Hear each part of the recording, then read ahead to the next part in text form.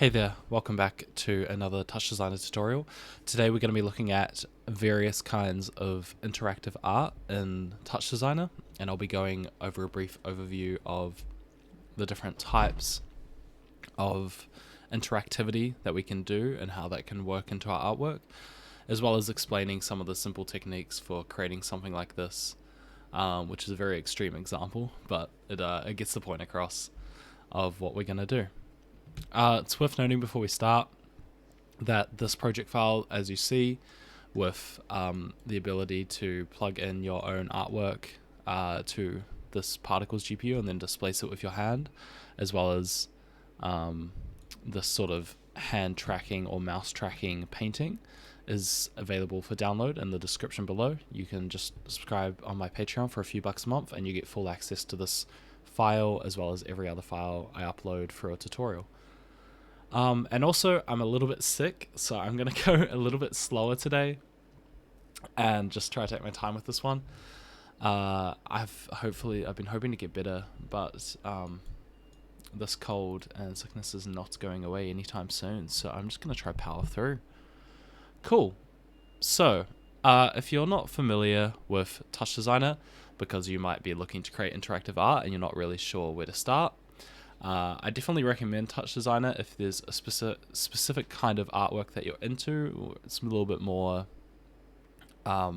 new age art, new media art style, maybe very interactive in terms of programmatic behavior. For example, if someone walks up to a piece and you want something to occur when that happens, Touchdesigner is a really good way to implement that in a live situation.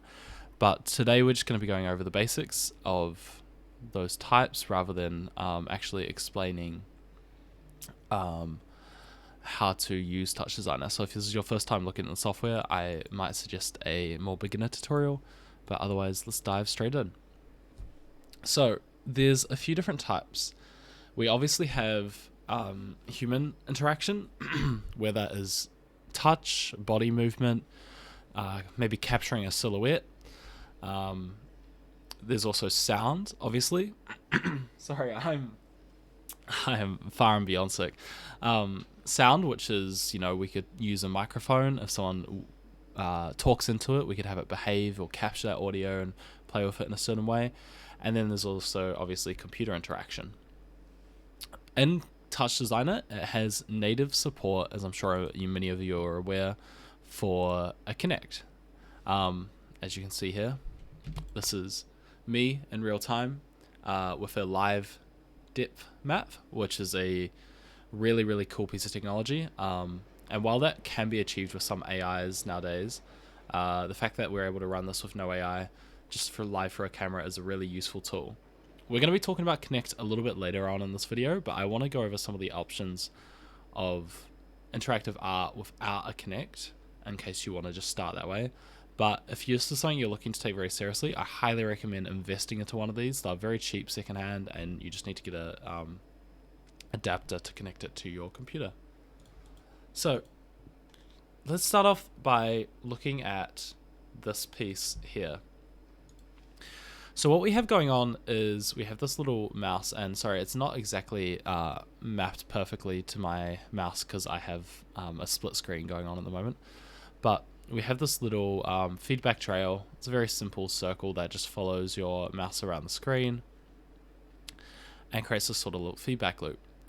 So one thing we could do is obviously you can have a mouse input like we have in here in Touchdesigner, but Touchdesigner also uses OpenCV to do body tracking. And you can see here I just have a simple webcam. I'm not going to turn on my webcam, but it's not a Kinect input. It's a simple live video feed that uses body tracking in Touchdesigner. So we can very simply replace this mouse in with a body in, like, whoops, the names are currently mapped, so I would have to do a rename, which I can do very quickly. That's not too hard. So we're going to rename all to TXTY, like so, and then replace it. Sorry, there we go. And as I move my wrist around now, it sort of tracks it Oh, there we go. Sorry, I had the wrong one. Tracks it like that. Now, you will immediately notice that it is very jumpy, and the body and face tracking in Touchdesigner's like OpenCV default parameters isn't the best. It's definitely a step below the Kinect tracking, which, since I already have my Kinect set up, I can just grab the Kinect chop, although I already have one in this project, I believe. Here we go. I can grab this, and then I can get body components from here, which will be tracked much more accurately. You're going to notice that's going to be a reoccurring theme of this video. So if you want to track someone's hand and then create this painting, it's as simple as plugging that in, like so. But another tool that you might want to look into is this thing called OpenCV. So, sorry, not OpenCV, Mediapipe. This has got a few extra little bits on it. I'm not going to go too in depth to this, but it's worth looking into the Mediapipe integration for Touchdesigner. It's a AI body tracking hardware, and you can see that it has a free download that you can just look up, and it comes with face tracking, pose tracking, hand tracking, as well as gesture recognition, and you can output these into chops and tops. Again, this is not a tutorial on Mediapipe. If there's any specific tutorials on Kinects or Mediapipes that you want to know how to use, please let me know below. This tutorial today is again just to focus on a general overview of the different types of interactivity. So if you downloaded that and then integrated it into this project, it's as simple as extrapolating the hand information, plugging it into this value here, and then replacing it like that, and then it will track your hand. And in fact, if I plug my Kinect in like so let's do a select on our Kinect, and then let's grab channel names. Let's do our hand TY and our hand TX, although I'm going to need to swap these two around because I have my TY and then TX like that, and then we plug that into the rename, and now you can see now as I move my hand around, it's far more accurate, like far more detailed tracking. Sorry, I also have my Kinect off to the side, so it's a little bit and I'm very, very close to my Kinect at the moment, but you can see it does work a lot better, and it also has a mixture of the depth camera and infrared camera, which means that this will perform well in low lighting, which is a really, really useful tool. So that's a very basic sort of interactive artwork where you can actually just, build a feedback trail. That's the circle, for example, that creates this little noise path, and then you simply just have to set the position of this little circle to be controlled by a body part. Now, another thing you could do off the back of that is very simply to use a Kinect, and if we do, say, a Kinect like that, and then we grab the player index, you can see that it's recognizing my silhouette, although it is a little bit glitchy. Sometimes you have to, I'm like sitting down right now, so it's not going to necessarily recognize me, but you can extrapolate the silhouette from this and then replace the circle here with that silhouette, and then actually just capture someone's entire movement. And that's sort of the foundation for what's going on this video here. You can see on the left where I have the silhouette of the person outputting a volumetric smoke dissipation. And it's a very, very simple technique where all I'm doing is just grabbing the silhouette and inputting it into the smoke simulation that I had set up. And that's pretty much it. Very, very useful tool. So the next thing we're going to be looking at is going more into the Kinect side of things. But we're also going to talk briefly about sound, but then I'm going to show you how we might use sound in the next example. So I've seen people online do videos like say parting a fluid in simulation when they blow into a microphone. And blowing into a microphone, while it might seem like a really tricky thing to do, realistically they probably just have a threshold set where when a certain loudness is pushed into a microphone, which when you blow into a microphone it obviously gets very loud, when that threshold is met, then it parts the sea. You can see here we have an audio device in. Then I'm just resampling this to get it into bar mode, And then when I speak loud enough, it actually hits this threshold. And we're going to use this value later. But for example, if we wanted to integrate that to our circle, let's see, we have the, what's a value? Here we go. So let's say we have the fill color here. I can apply that to my fill color. And now when I speak quietly, it will stay black. But then when I start speaking loudly, it goes red. So yeah, that's sort of like another way we can integrate sound into that. And I hope that wasn't an annoying demonstration to get through. So let's look at this next example we have here. So to briefly explain what is going on, I have this picture I took. This could literally be any image you insert. For example, if I grab a movie file in and we get the default banana and I plug in the banana and then hit reset, you can see the scale is not the scale is not right. I need to change this to 1920 by 1080. And then I might need to also zoom out a little bit. But you can see we have our banana. And you see that I can actually, what I'm doing here is I'm waving my hand around. If I show you here. This is not an ideal setup because I'm quite close to my Kinect. But this might be a sort of an effect that you want to create or do. For example, if people are walking past a piece, if you want them to displace it or bump into it, you might want to consider this. So what we're doing is we're using a few different tools in Touchdesigner. And we have this particles GPU, which comes from the tool palette over here. So under tools, we have our particles GPU. Which you can drag and drop if you want to try build this yourself. Again, if you want to access these files, then the project file is in the description below. And we'll also need the optical flow. So what we're doing is we're essentially creating a UV map, which is a map for where we can throw an image onto it and then it maps it evenly, or it creates like a flat plane of particles that it will map the image across. And we're doing that here with these two ramp reorderings where we just sort of combine them and output it in a UV map setting like so. And then I'm doing a point transform to turn it into a bunch of points, which turns it into this 2D plane texture here with lots of little points, like you can see. That gets plugged into our particle source, obviously. Then we plug in an image into our particle source color, because we're just saying, hey, make the particles match this image we input. Which you could even do a live video feed. I'll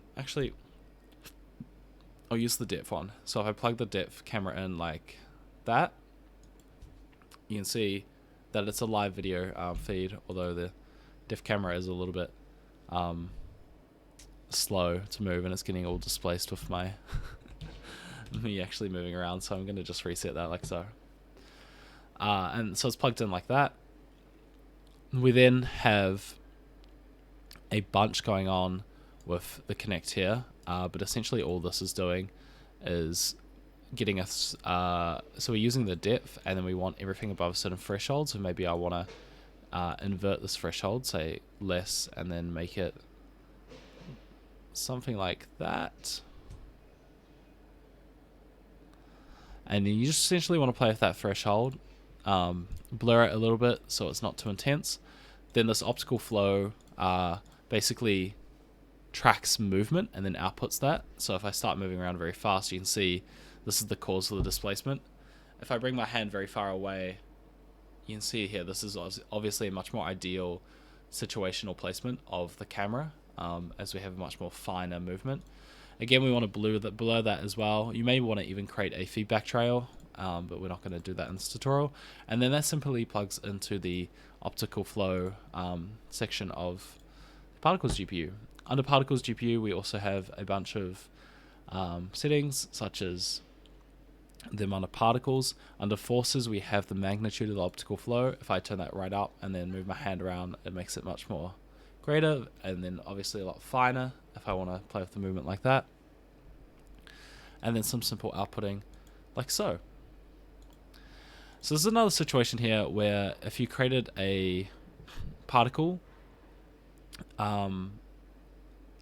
simulation and you wanted it to be controlled by sound, it'd be very easy to create one of these audio devices here and then say, hey, once it's above a certain threshold, set the wind to do something like that. And you can see when I speak above a certain threshold, it displaces it. Now, we're not going to be going too in depth into the simple side of mapping out those controls in Touchdesigner. That's probably more for a more simple tutorial in this vein. But I hope that sort of gives you an idea of some of the possibilities of what you can do in Touchdesigner with interactive art. Now, this might have seemed like a little bit of a weird video, because it obviously is. So I just want to take a moment to sort of discuss the sort of interactive works that I want to look to create going forward. Because I first wanted to go over, what is the possibilities? What can we do? Interactive artwork's such a wide network of things, and maybe there's people that want to just see the possibilities of the kinds of interactive art, which is why I was like, okay, let me do this video first. And then potentially interact with my existing audience and a new audience to see if there's a particular kind of artwork that people are interested in making. I see like one of the most popular ones, for example, is like, hey, we have this cool animation on the street, and when people walk past it, we want it to displace. And it's something like this, which is, if we wanted to build an artwork or a whole piece centered around that, then let me know in the comments, basically. I'm saying message me, send me a request, let me know. I know a lot of people have done like 3D Kinect point clouds, which is not too difficult of a task to do as well. Maybe a bit oversaturated, but it is what it is. Or if you want to do more simple things like painting on the wall using someone's hand and stuff like that, or doing more programmatic features. For example, one thing I didn't talk about is with this Kinect information, for example, it obviously has, let's go to our existing Kinect, it has Z index, which is its position in 3D space, like forward and backwards, essentially. And with that information, we could be like, okay, hey, once someone is close enough, then pick up on their hand and follow it. Or like once they are touching the wall, and we could have the Kinect on the side and then mapping out, and then we can talk about, hey, when we get to a certain threshold, do this sort of thing. It's essentially up to you guys to let me know what kind of specific interactive artworks you'd want to know and try, but I wanted to at least talk about the different kinds that we could explore, and then offer this project file to my Patreon subscribers to start playing around with and doing cool things. But sorry, that was a bit low energy and sick in this video. I will hopefully get another tutorial out very soon, and I'm also definitely gonna I want to do more interactive works of my own. I have a few different ones already where I work with dancers a lot. So if dance is something you're really into, again, let me know. I think I might just take a gamble and create an interactive video specified on a specific thing like a Kinect, but otherwise, yeah, let me know if you have any requests, and thank you so much for watching. See y'all.